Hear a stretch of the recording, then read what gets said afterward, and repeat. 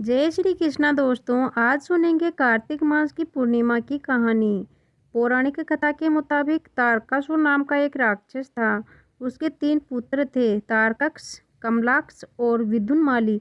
भगवान शिव के बड़े पुत्र कार्तिकेय ने तारकासुर का वध किया। अपने पिता की हत्या की खबर सुन तीनों पुत्र बहुत दुखी हुए। तीनों ने मिलकर ब्रह्मा जी से वरदान मांगने के लिए घोर तपस्या की। ब्रह्मा जी तीनों की तपस्या से प्रसन्न हुए और बोले कि मांगो, क्या वरदान मांगना चाहते हो। तीनों ने ब्रह्मा जी से अमर होने का वरदान मांगा, लेकिन ब्रह्मा जी ने उसे इसके अलावा कोई दूसरा वरदान मांगने को कहा। तीनों ने मिलकर फिर सोचा और इस बार ब्रह्मा जी से 3 अलग नगरों का निर्माण करवाने के लिए कहा, जिसमें सभी बैठकर सारी पृथ्वी और आकाश में घूमा जा सके। 1000 साल बाद जब हम मिले और हम तीनों के नगर मिलकर एक हो जाएं, और जो देवता तीनों नगरों को एक ही बाण से नष्ट करने की क्षमता रखता हो, वही हमारी मृत्यु का कारण हो। ब्रह्मा जी ने उसे ये वरदान दे दिया।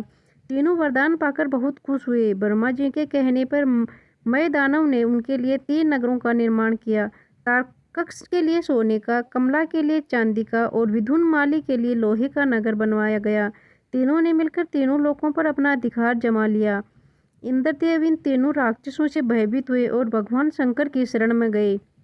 इंद्र की बात सुनकर भगवान शिव ने इन दानवों का नाश करने के लिए एक दिव्य रथ का निर्माण किया।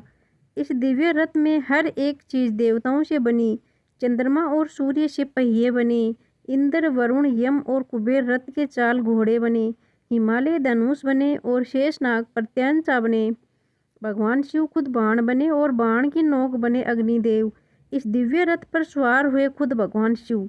भगवानों से बने इस रथ और तीनों भाइयों के बीच भयंकर युद्ध हुआ। जैसे ही ये तीनों रथ एक सिद्ध में आए, भगवान शिव ने बाण छोड़ तीनों का नाश कर दिया।